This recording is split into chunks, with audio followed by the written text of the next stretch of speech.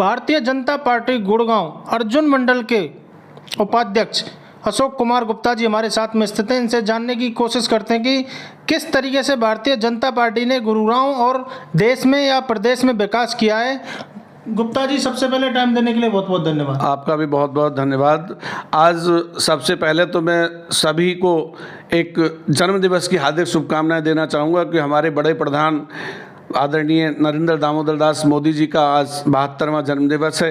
तो मैं तो चाहता हूं कि जिस तरह से वो राष्ट्र सेवा से जुड़े हुए हैं और एक ऐसी राष्ट्र सेवा कर रहे हैं कि भारतीय जनता पार्टी का नहीं, भारत सरकार का डंका चारों दिशाओं में बज रहा है, तो ऐसे युग पुरुष को मैं सभी की तरफ से और अपने सभी गुड़गांव वासियों की तरफ से जन्मदिवस की हार्दिक शुभकामनाएं देना चाहूँगा।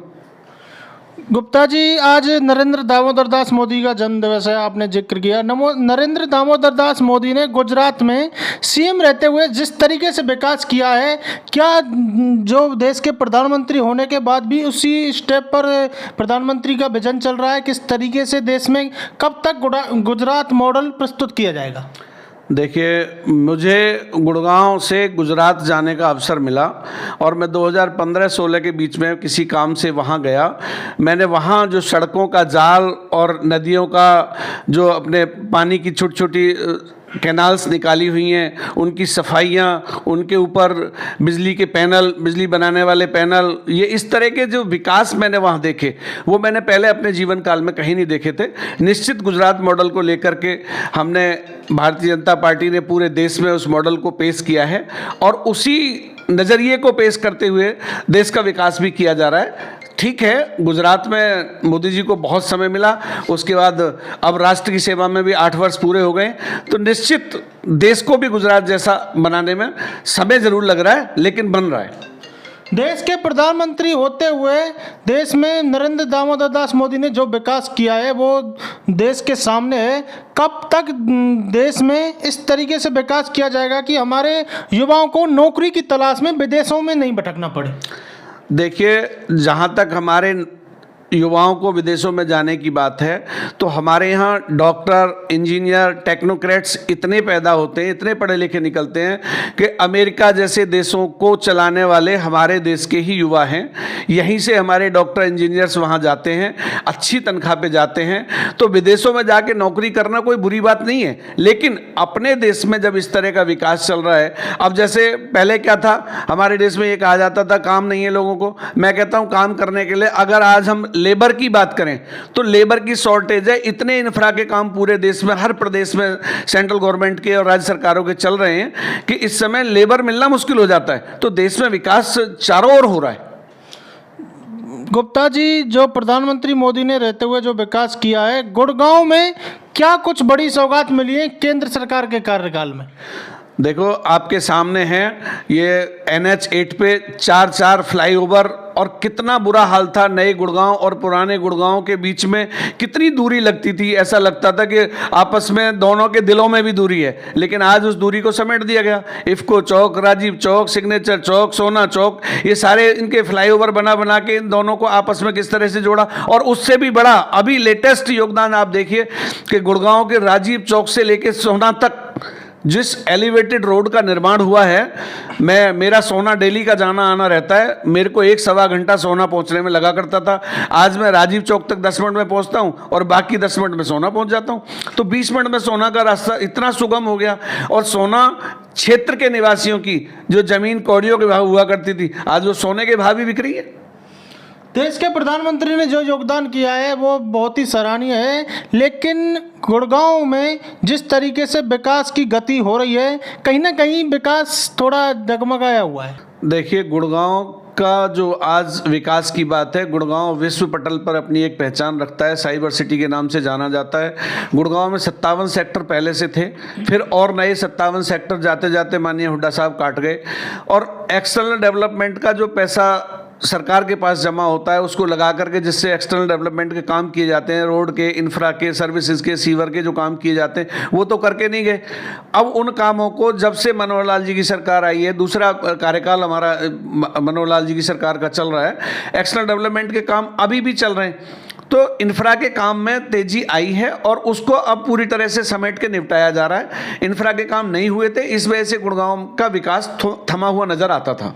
भारतीय जनता पार्टी का कुनबा लगातार बढ़ता जा रहा है, लेकिन बिहार में भारतीय जनता पार्टी के साथ खेला हो गया। नीतीश कुमार भारतीय जनता पार्टी का साथ छोड़कर तेजस्वी यादव के साथ चले गए। आप संपूर्ण देश में अगर देख रहे होंगे तो भारतीय जनता पार्टी की रीति नीति को पसंद करने वाले लोगों की संख्या लगातार बढ़ रही है। बड़े बड़े पुराने दिग्गज जो दूसरी पार्टियों के नेता हुआ करते थे, वो आज माननीय मोदी जी की राजनीति का और उनके विकास कौशल का जो है लोहा मान रहे हैं और वो उनके साथ जुड़ के काम करना चाह रहे हैं। तो आप देख रहे हो एक एक दिन में 250-250 300 लोग भारतीय जनता पार्टी को गुड़गांव में ही ज्वाइन कर रहे हैं। तो इससे बड़ी बात और हमारे लिए खुशी की। नीतीश कुमार की विचारधारा भारतीय जनता पार्टी से मेल नहीं खाई।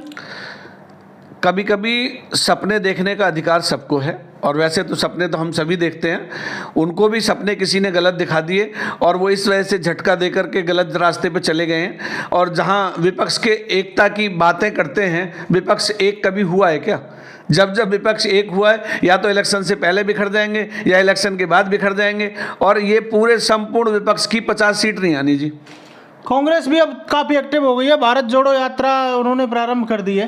एक तरफ कांग्रेस की भारत जोड़ो यात्रा चल रही है, दूसरी तरफ कांग्रेस के नेता भारतीय जनता पार्टी की तरफ मुड़ मुड़ के ज्वाइन करते जा रहे हैं। तो आप देख रहे होंगे किस तरह की भारत जोड़ो यात्रा चल रही है। क्या भारत जोड़ो यात्रा से पहले कांग्रेस को आत्ममंथन करना चाहिए था? क्या भारत जोड़ो यात्रा से पहले कांग्रेस को कांग्रेस जोड़ो यात्रा करनी चाहिए थी? कांग्रेस को सिर्फ और सिर्फ कांग्रेस जोड़ो यात्रा करनी है। कांग्रेस के संगठन बनाने चाहिए उनको।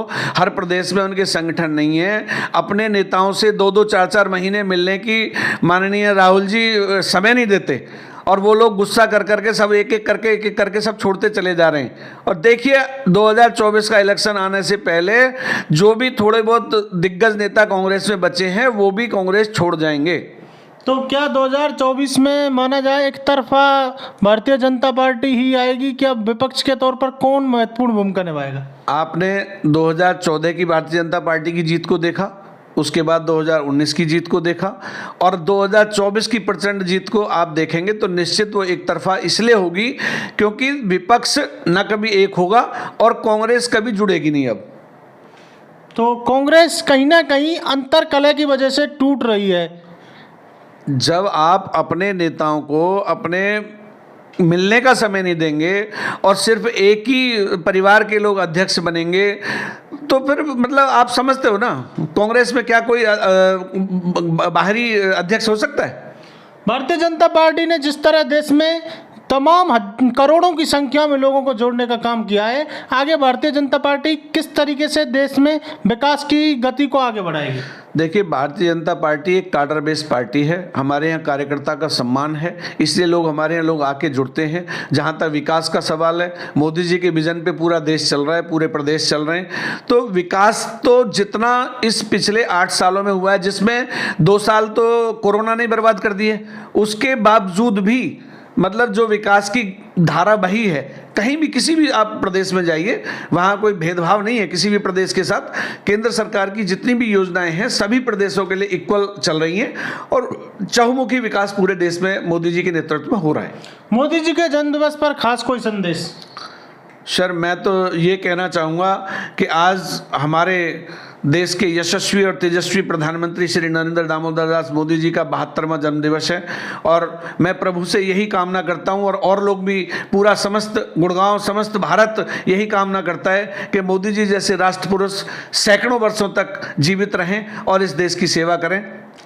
ये थे भारतीय जनता पार्टी अर्जुन मंडल के उपाध्यक्ष अशोक कुमार गुप्ता जी। इनका कहना है कि भारतीय जनता पार्टी के कार्यकाल में देश में जितना विकास हुआ वह पहले 75 साल में भी नहीं हुआ। इस प्रकार देश में भारतीय जनता पार्टी आगे बढ़ रही है। आपका इस पर क्या मत है? क्या कृपया करके कमेंट बॉक्स में अपनी राय दें और वीडियो को ज़्यादा से ज़्यादा शेयर करें। क्या 2024 में नरेंद्र मोदी फिर से प्रधानमंत्री बनने जा रहे हैं? इस पर आप लोगों की अपनी राय दीजिए और वीडियो को ज़्यादा से ज़्यादा शेयर कीजिएगा। अधिक जानकारी के लिए आप अभी फॉलो करें city news 24। Video journalist Ajit के साथ मैं वीरू फौजदार, गुरुग्राम।